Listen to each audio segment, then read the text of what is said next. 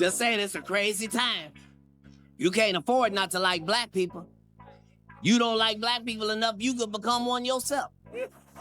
I'm not the only black man with a bunch of mug shots. By yourself. ESPN confirming to NBC it's cutting ties with its NFL commentator Shannon Sharpe. The move coming after Sharpe, of course, the Hall of Fame tight end, settled a lawsuit accusing him of sexual assault and battery. Till Monday. Katt Williams just cooked Shannon Sharpe like a Thanksgiving turkey after ESPN dropped him. And he didn't even use seasoning, just straight fire. Katt basically said, "Don't ask me to feel bad for a man who played himself." Imagine being the loudest uncle in the room, giving advice like a guru, only to get caught slipping by an OnlyFans model. That's not a downfall. That's a blooper reel. Here's the setup. ESPN didn't just let him go. They yeeted him out the door right after he quietly settled a $50 million lawsuit with Gabriela Zuniga, aka Miss Early Retirement Plan. And the best part? Katt literally told Shannon on Club Shay Shay that chasing young women was a trap. Shannon sat there nodding like he was at Bible study, but clearly he wasn't paying attention. Even Monique gave him free game. She told him, "You better take your old ass and get somebody to love you." That's Hall of Fame anti-advice right there. I'm grateful I'm not 56 and trying. Dang. Shannon thought he was immune. Bro really believed he could outsmart a 19-year-old with Wi-Fi. Spoiler alert, he couldn't. And Katt wasn't just being dramatic either.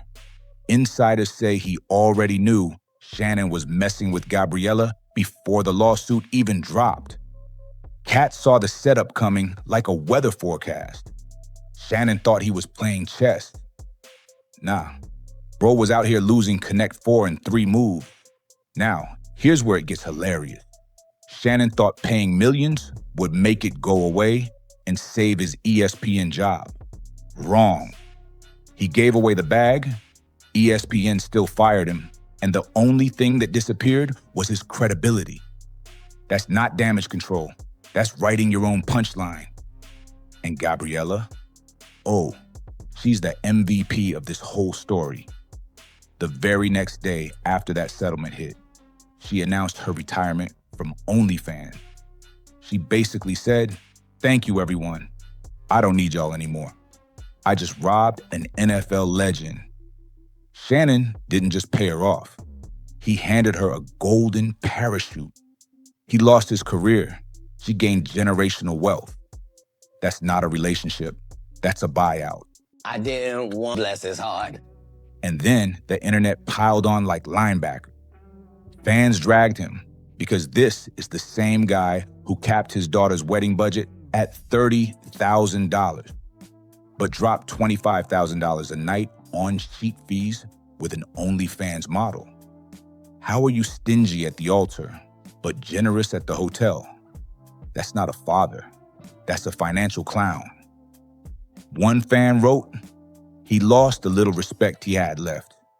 Another said, "So you cheap on your daughter's big day, but you splurge on a white girl who saw you as a lick? Peak dumb." At this point, Shannon ain't Unc. He's Uncle PayPal. And ESPN, they didn't even play nice. Days after the lawsuit settled, they cut him with zero sympathy. No statement, no thank you, not even a fake good luck on future endeavors. People magazine called ESPN for a comment, and they basically said, "Who? Never heard of him." That's worse than getting fired. That's being erased. Shannon tried to spin it on his Nightcap podcast, saying he was at peace. But then he admitted he begged them to hold off on firing him until after his brother Sterling's Hall of Fame ceremony. Party, your support. Imagine ruining your brother's big moment with your lawsuit drama, then having to apologize for stealing his spotlight. That's not brotherly love. That's brotherly shame. Now, here's where the comedy turns tragic. Shannon was days away from a $100 million podcast deal. 100 M's. He was about to become the Black Joe Rogan with muscles. That deal would have included Club Shay Shay, Nightcap with Chad Johnson, Club 520, The Bubba Dub Show, and Humble Baddies. On April 18th, reports said he was ready to sign. 3 days later, boom, lawsuit. Gabriella dropped her case right on top of his bag, like Thanos snapping his fingers. Poof, gone.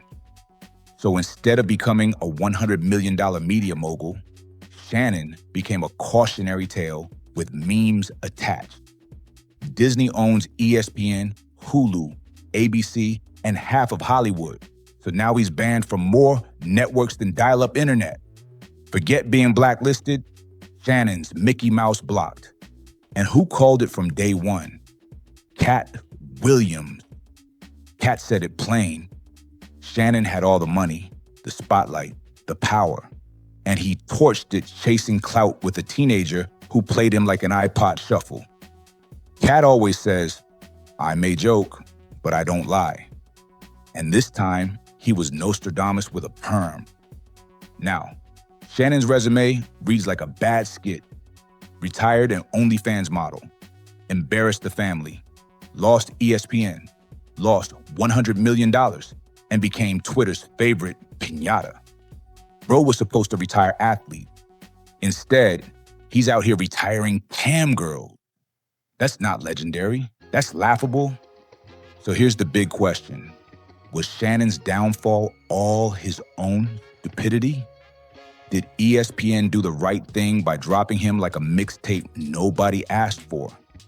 And how insane is it that he gave a stranger millions while putting his own daughter on a Dollar Tree wedding plan? Drop your takes in the comments. Smash that like button. Hit subscribe. And remember, Shannon Sharpe might have been Unc on TV, but in real life, he's just Uncle ATM.